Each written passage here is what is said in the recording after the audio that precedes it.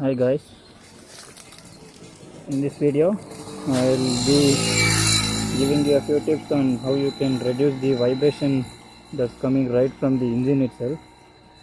In my previous video on how to reduce the handlebar vibrations, I had mentioned a few tips like adding an additional bar and weight here and changing the handlebar from the stock to Electra, and maybe checking the nut and bolt here and these two.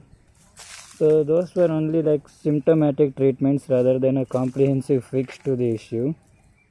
But in this video I'll be focusing on the source, which is the engine itself.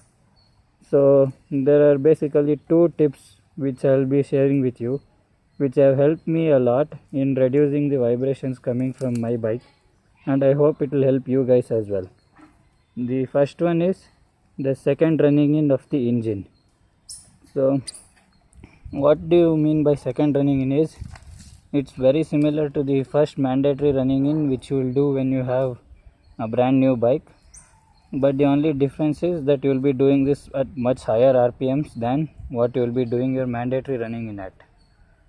Like your mandatory running in, you will be running in at maximum speed of 60 kilometers an hour in 5th gear, but in this process you will be doing 60 kilometers an hour in 3rd gear itself, and after a few thousand kilometers you can even take it to 60 at 2nd gear itself. So that is the basic difference between the mandatory running in and the second running in. I have done a complete detailed video on how you should be doing the second running in, and I will be leaving a link of that in the description below. And the second tip which I want to give you is the change of engine oil from Royal Enfield stock oil to Motul engine oil. The engine oil which I am using now is Motul 5100 15W50 grade, and it has helped me a lot in cutting down the vibration. The basic difference between the stock oil and the Motul engine oil is, the stock oil is a mineral oil, whereas the Motul is a semi-synthetic oil, and it cuts down the heating of the engine and the vibrations which come out from the engine.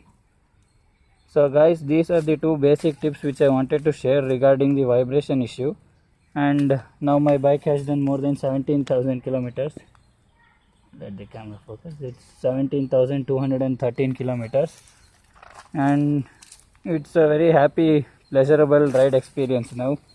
Initially I would be like very frustrated about the vibrations coming from the bike, and it would not allow me to ride properly, but now the rides are much more pleasurable and the bike is much better to ride now.